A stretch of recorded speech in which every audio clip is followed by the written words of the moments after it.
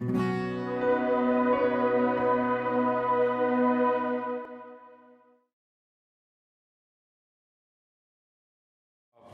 evening, first and foremost. I just want to start by saying that I am thrilled to be amongst such great people.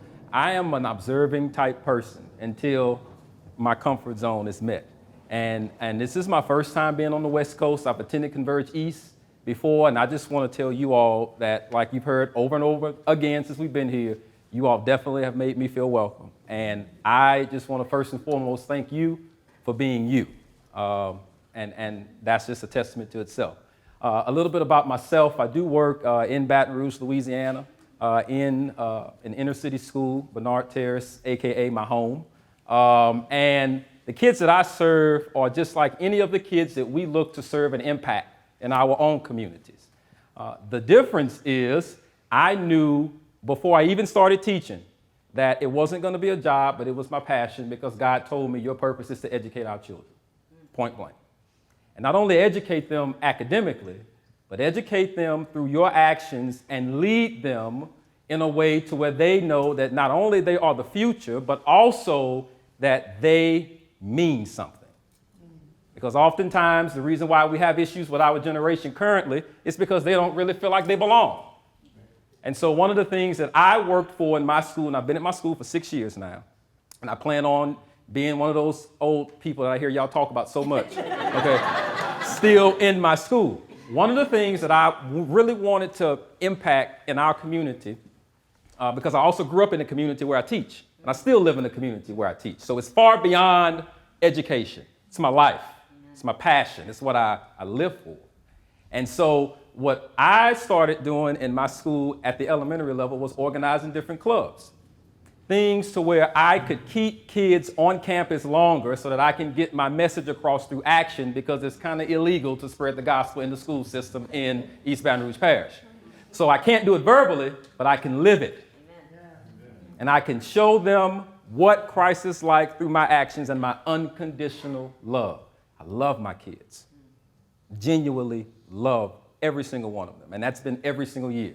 So I started out with starting one club, the YGA, the Young Gentlemen's Alliance, because if you can't notice, I like to look good.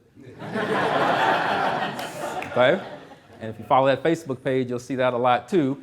But I wanted for my young boys to understand that in order for them to be successful in the future, they had to begin to understand what it meant to be a gentleman now. You can't fix an issue after they've gotten to be middle school and high school, hence the reason why I didn't go to that level.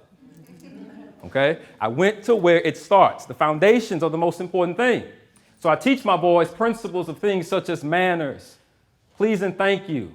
Some of them don't even know simple things like that because the community has not necessarily showed them that. You can't blame them. And oftentimes we say, well, you're in the 4th or 5th grade, you should know this.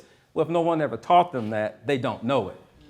Okay? And so I started this one group with about 20 to 30 boys. And we would go out and do different community activities. We would go to the nursing homes during different seasons. We would go and do community events in the parks. We would set up days where we would just go out and just have fun sometimes. Sometimes it's getting them out of that community and planting what I need to plant in them and sending them back is what I really drive to do. Now, that's the one club I started that one year. Well, what happened was the kids began to realize, well, he doesn't tell us no often. So if we come together with an idea about a new club, maybe he'll do it because the rule is you have to have an East Baton Rouge Parish employee to sponsor a club or else it can't happen. So then the Pearls for Girls came up. Well, the boys have something and we need something. You sure do, ladies. So guess what? We'll develop a club around the same principles, the same ideals. And I loved it because that means I get to impact more children at one time. So then the word kind of got around, and as you scroll down, now we have the cheerleading group, and we have the Prancing Panthers. We have student council, but there's more. On to the next page. Now we have Girl Scouts, Boy Scouts, Strings, Kids Orchestra, the track team, Kids Bank Tellers, Student Ambassadors, and First United Methodist. So, y'all, when I tell you, I get my energy from this. I get it from this. you will notice you have multiple children serving in multiple clubs. And we're talking 9 and 10-year-olds. And each one of these club groups, as we scroll back up, this one meets every single day after school. Kids Bank meets every third Wednesday of the month. Student ambassadors, whenever we need them for tours or anything that's going on. Strings every Tuesdays and Thursdays. Kids Orchestra Mondays and Wednesdays. Track team only during track season. Boy Scouts every other Tuesday. I meet with student council on Wednesdays during school. And I meet with the cheerleaders and the dance team. Y'all, this is the newest one, and that was this year. And these girls came with a vision. And with kids, if they have a vision, you got to go with it while they have it, because if you let them get by without embracing that vision, you could lose them.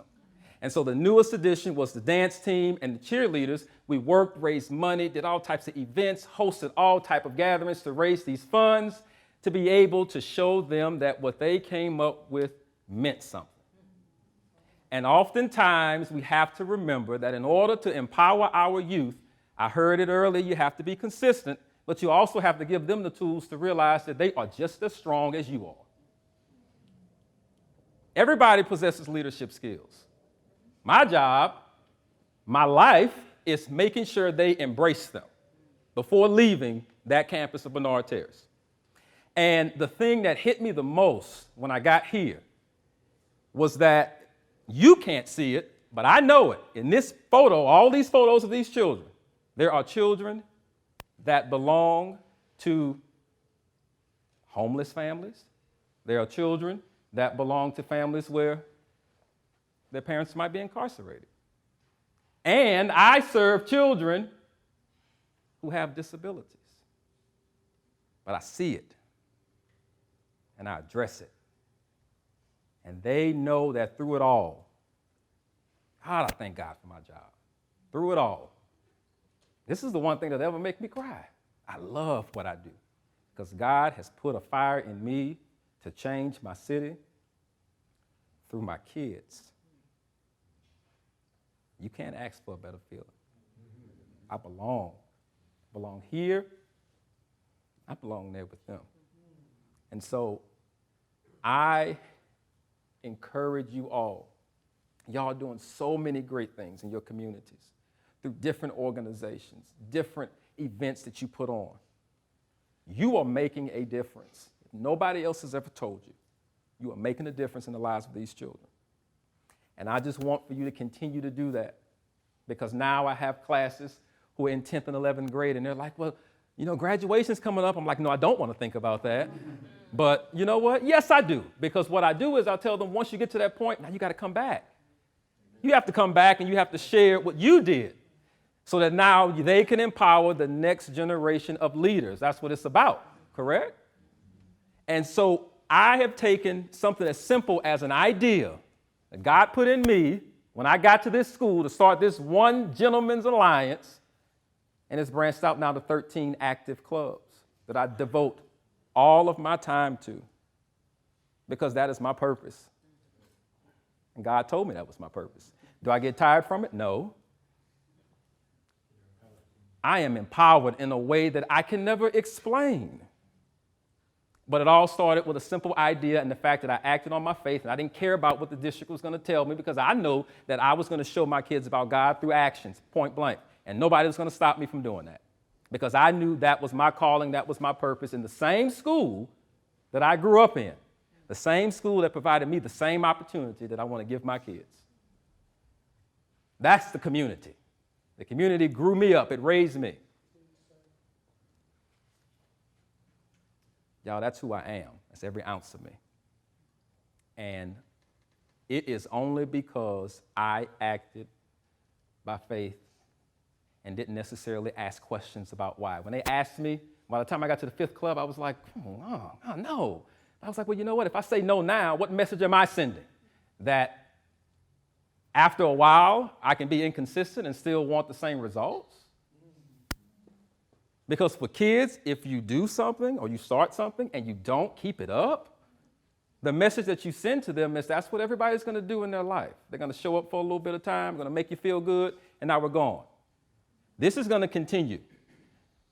Half of these clubs will start at this school year long. Because after a while, they just kept coming with different ideas. And y'all, the business people, like, you trying to sell those tickets? I'm going to buy one too, just out the gate. I'm going to buy one. But they came with a plan, and they was like, look, well, they said if we come to you with pros and cons, and because they know how rigid I am, because I'm about preparing them for the next level and how to impact the next group. So they come with plans and pros and cons, and I sit down, and I'm like, well, I can't really tell you no, because you've looked at everything I could possibly ask you about. But then what does that show? That shows that the empowerment that I've given them and the leadership skills that they already believe that they truly have is manifesting so early, so that when they get to the middle and high school realm, it makes it a little easier for the rest of us. Makes it a little easier. We have to get into the mindset of realizing, just as if when you're building a home, the first thing you want to lay is your foundation, because that is the strongest part. You build your foundation lopsided, you expect everything to roll down in your house. But if you build it strong and it's fortified and it's leveled, and you send them out with a leveled mind, all you're doing is you're adding more levels to that. So they're improving. This is just a very small but huge focal point for me, because to see the faces of these children, knowing what so many of these circumstances and what they go home to, and just having that person to listen, be with them on weekends, travel all over the state. Dance team went all over the state of Louisiana. First year dance team at the elementary level. We participated in one Christmas parade and they invited us to come back to 3 more parades. So my weekends were my weekends, but I loved every bit of it, because it was nothing like seeing those smiles, those authentic smiles that you can't pay to get. And that all started because God put in me and said, this is the school that you belong at, and this is what I want for you to do. And if you do it this way, nobody's going to stop you. It wouldn't matter if they tried to, I still would do it anyway, because this is who I am. This is who I am. So I thank you all, I thank Converge, because I was not able to make that connection of the kids, the same sessions we talked about. This is what I live.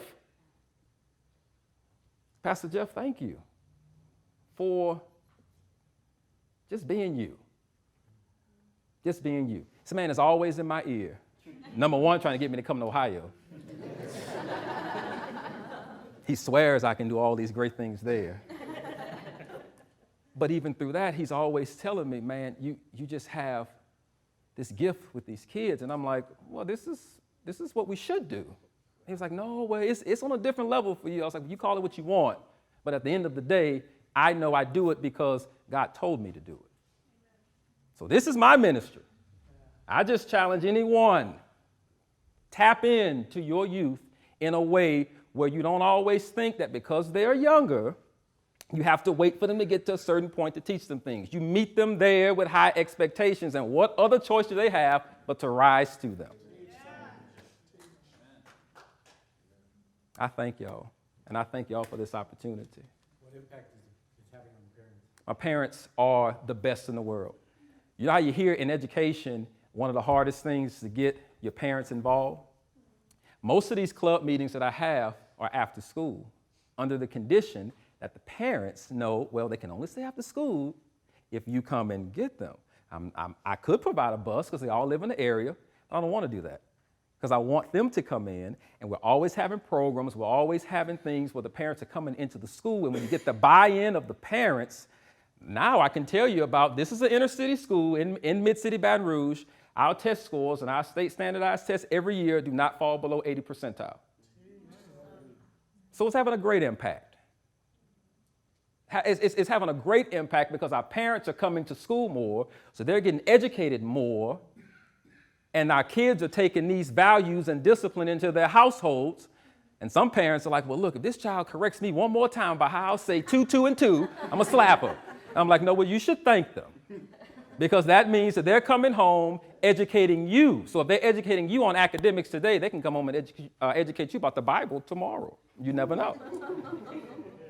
Yes, sir. How can we support you in this? You can support me by simply following. I can get you my Facebook page. I have a YouTube page. I shared it with one group earlier. I'm not sure where you are. I shared my YouTube page. What you can do is just help by supporting and spreading the word of what we're doing, because for me, more people need to see the good things that we're doing in schools and how you can make that connection of what's going on in our church as far as in our community, and how to kind of bridge that legally, if you will, with what we can do to impact these kids. Everything that I sponsor with them, we just raise money. And people, we go out with a vision, and now we've been doing it for so long, people want to be a part of it. So I can get you my contact information via my Facebook page. You look at my Facebook, you can tell them this is all you're going to see. This right here. You might see me posing every now and then, but other than that, it's going to be them. Programs, functions, the whole nine. When I first started that, that's not, the children were like, well, I don't know if I could do this. Well, yes, you can. Yes, you can, because I'm telling you that you can. And once they realize that they can, you're transforming the lives of 9 and 10-year-olds to the point to where they are leading programs. Robin came to the African American History Experience is what I called it. I put on at my school, campus-wide, did 2 performances. And when I had the mic at the beginning, I gave my little introduction, and then I went and I sat down, and I gave the mic to one of my 5th graders. He ran the entire show. The entire show. I gave him a script. We practiced with it. The hardest word for him to say was Tuskegee. I remember it. So we worked on that, and then I empowered him to say, this is your show. I have that video available as well. I can put that on the page, and y'all can see that. But that is the results of me embracing what God told me to do a long time ago. Get into the schools, and I'm going to take care of the rest. I thank y'all.